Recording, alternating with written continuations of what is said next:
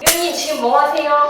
요즘에 샴푸를 바꿨는데 진짜 너무 좋은 거야. 라일락 코리아 제품으로 카페인 안티 헤어로스 샴푸인데 약산성 제품으로 설페이드, 실리콘 오일 등 각종 우려 성분을 일절 첨가하지 않았고, 기존에 쓰던 샴푸는 향이 너무 센데 반해 이 제품은 유럽 스파 브랜드 수준의 아주 유니크한 향이 나는 게 너무 좋습니다.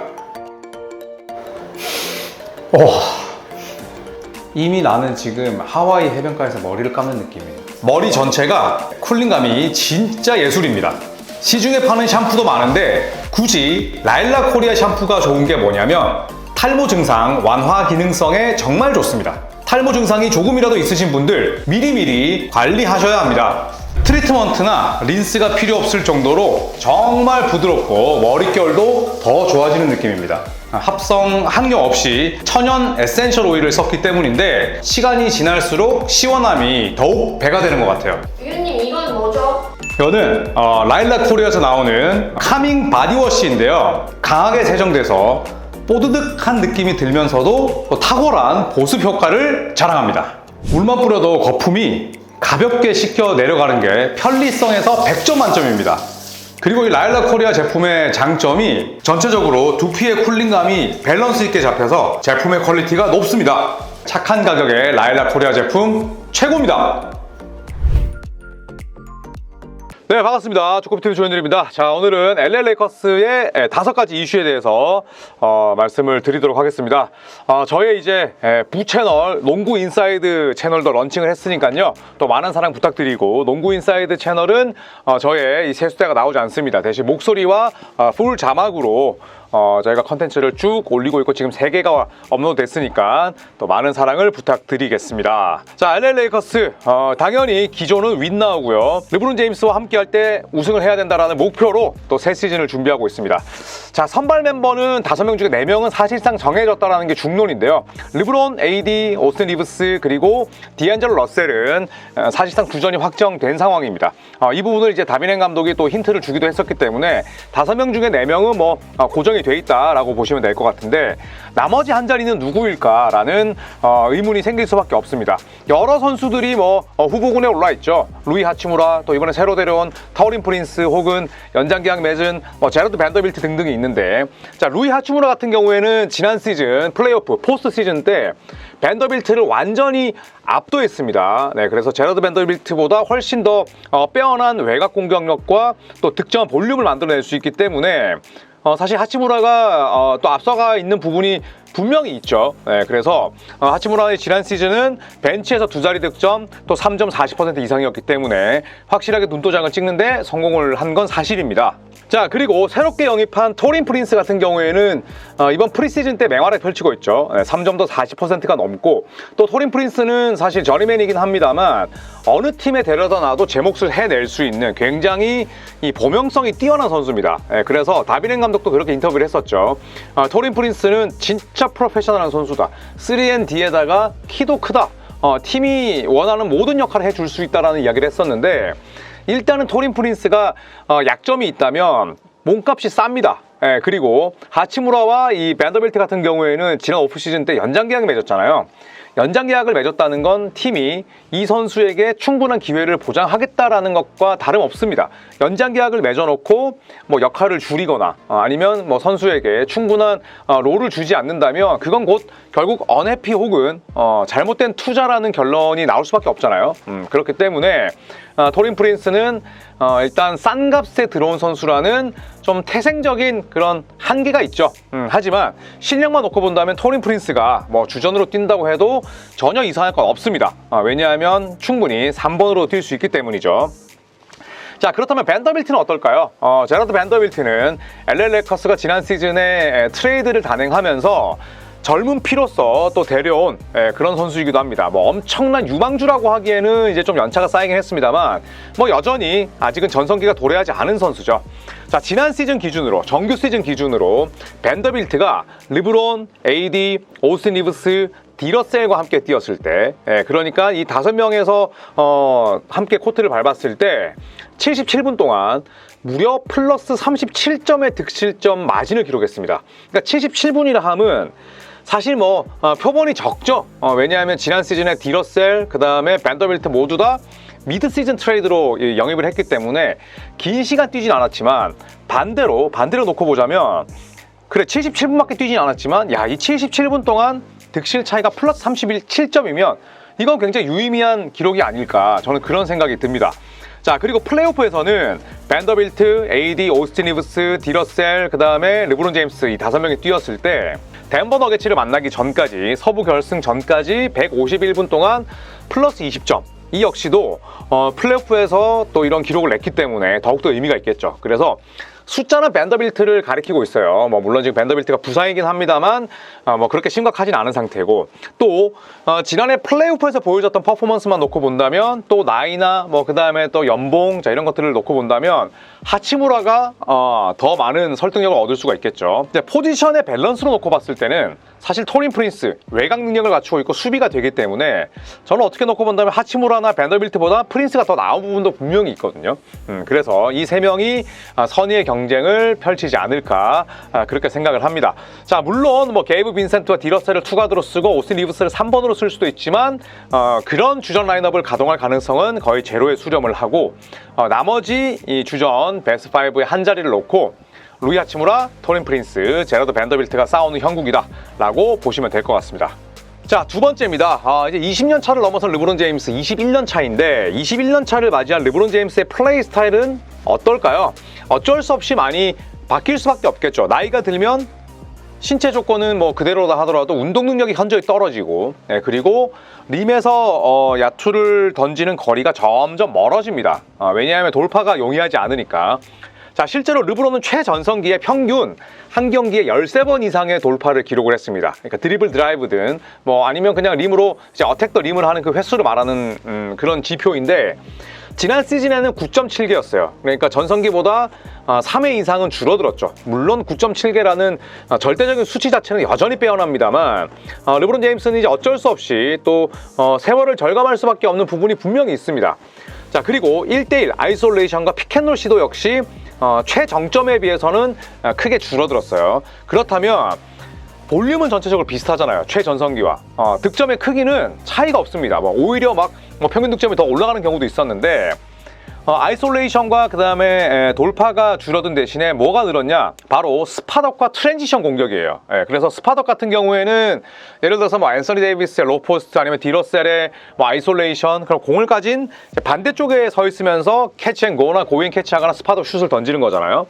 그래서 이런 스팟업 공격은 늘었고 트랜지션 공격도 늘었습니다. 그래서 트랜지션 같은 경우에는 아니 나이가 들었는데 트랜지션은 줄어야 되는 거 아닐까요? 라고 또 반문하실 수도 있겠지만, 일단 르브론 제임스는 여전히 공을 들고 있을 때는 아주 훌륭한 퀵리스와 스프린트 능력을 자랑하고, 또 르브론 제임스가 이제 나이가 들면서 공격에 뭐 실패하고 혹은 리바운드 참여를 했다가 또 리바운드 걷어내지 못했을 때 백코트 속도가 눈에 띄게 느려졌어요. 사실 수비에 대한 참여는 뭐 이거는 부인할 수 없는 사실인데, 그러면서 자연스럽게 또 트랜지션에 참가하는 경우도 많아졌습니다.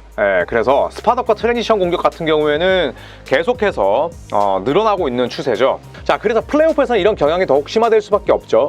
돌파의 횟수는 줄어들 수밖에 없고, 그렇기 때문에 정규 시즌에는 르브론 제임스가 1옵션으로 나서는 뭐 그림이 당연히 나올 수밖에 없겠지만 디러셀과 리브스가 르브론의 역할을 수행해야 될 필요성이 높습니다. 왜냐하면 일단 앤서니 데이비스는 빅맨이고 르브론 제임스도 빅맨에 가깝지만 어쨌든 퍼리미터 공격을 많이 하잖아요. 픽앤롤, 아이솔레이션, 스팟업 이런 공격들을 결국 디러셀과 리브스가 부담을 덜어줘야 된다는 거죠. 또 새롭게 영입한 뭐 게이브 빈센트 같은 경우도 마찬가지고, 그래서 르브론 제임스의 저런 수치들은 아마 점점 더 극명하게 대조가 될 겁니다. 돌파 횟수는 더 줄어들 테고, 그리고 1대1과 픽앤롤도 마찬가지로 감소할 텐데, 그 감소하는 수치를 레이커스의 다른 윙 자원들이 얼마나 잘 해주느냐가 관건이죠.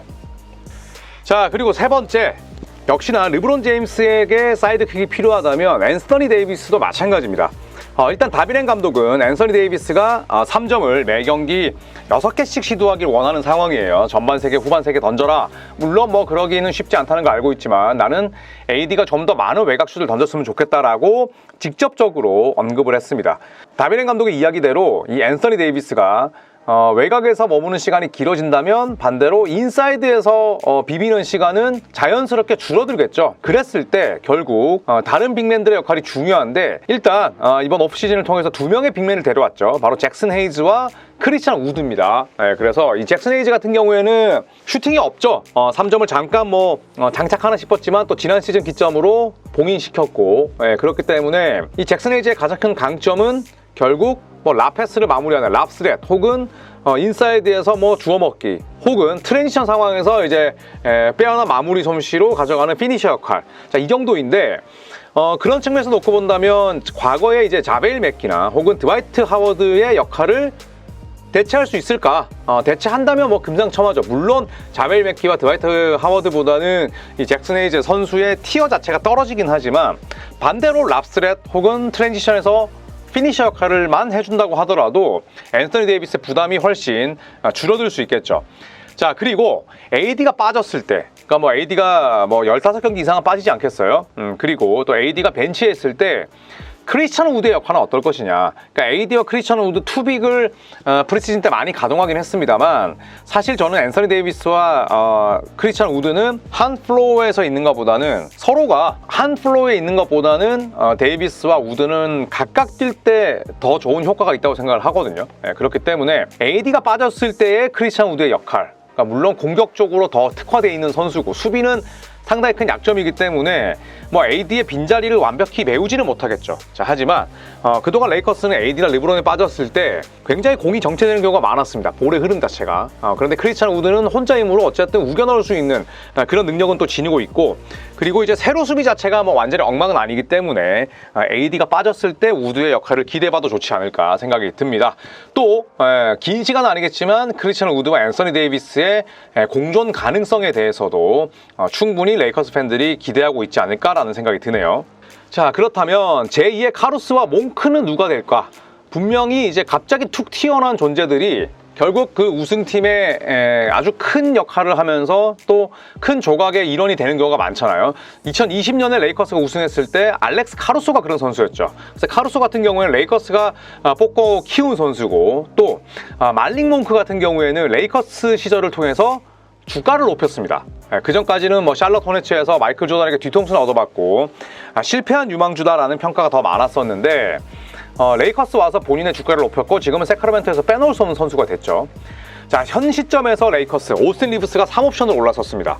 그리고 캠 레디시, 잭슨 헤이즈처럼 성장이 멈춘 연건들, 그런데 아주 높은 픽의 지명을 받은 이런 선수들이나 혹은 레이커스가 이번 2023년 신인 드래프트를 통해서 뽑은 젤런 후드 시피노나 혹은 맥스웰 루이스, 또 지난 시즌 루키였던 맥스 크리스티 같은 이 저연차 선수들의 성장이 반드시 필요하겠죠. 어차피 베테랑들은 한 시즌 내내 우리가 그 한 시즌의 활약과 기록을 복기해보면 늘 거의 제 몫을 해냅니다. 정말 폭망하는 선수가 있긴 하지만 대부분은 큰 변수처럼 작용하지는 않아요. 그런데 레이커스처럼 어느 정도 경험이 쌓이고 그 다음에 또 연차가 풍부한 선수들이 많은 팀들은 반드시 이런 젊은 피들의 활약이 수반이 될 때 더 좋은 성과를 내게 되는 거죠.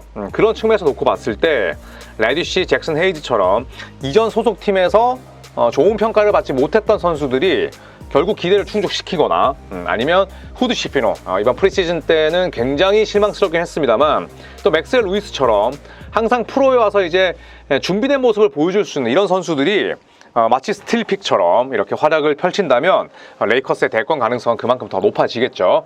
자, 그리고 마지막으로 미드 시즌 트레이드를 통해서 레이커스는 지난 시즌 완전히 농사에 성공을 했습니다.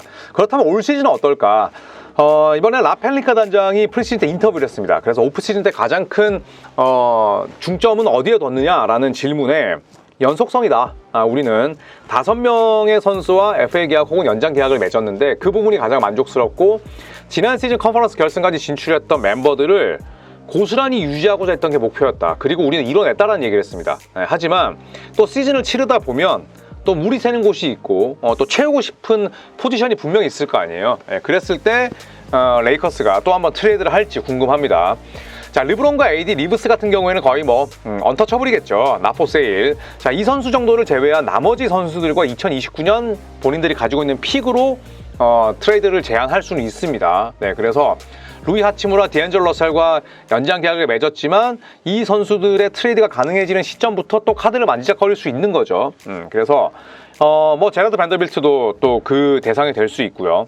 그래서 이 선수들과 2029년 픽으로 지금 뭐 현지에서는 뭐 제라미 그랜트 같은 투웨이 플레이어들을 노릴 수도 있다. 혹은 더마드 로잔이나 잭 라빈처럼 보조 스코어러들, 그러니까 르브론 제임스와 혹은 앤서니 데이비스와 비슷한 볼륨을 만들어내거나 아니면 이들의 부담을 덜 수 있는 그런 득점원들을 뭐 영입할 가능성도 있다라는 보도가 또 나오기도 했었습니다. 자, 그래서 라펠리카 단장이 지난 시즌 같은 경우에 뭐 진짜 트레이드로 대박 난 거잖아요. 그래서 2년 연속 또 그런 트레이드에 대한 자신감을 분명히 내보인다면 미드 시즌 트레이드를 또 충분히 단행할 테고, 그렇지 않고 레이커스 본인들이 설정한 목표에 차근차근 다가서고 그런 시즌 플랜에 뭐 어긋남이 없다면 트레이드 없이 그냥 연속해서 로스터를 또 가져나가겠죠. 자, 그래서 레이커스가 지닌 5가지 이슈들을 살펴봤는데 뭐 여러모로 레이커스의 이번 시즌 성적이 궁금합니다. 워낙 보강을 잘 했고 또 르브론 제임스의 노세하는 속도는 진짜 연구가 필요할 만큼 굉장히 또 더디고 앤서니 데이비스는 최전성기에 놓여있기 때문에 레이커스가 과연 지난 시즌의 아쉬움을 뒤로 한 채 또 우승에 달성할 수 있을지 함께 지켜보시죠.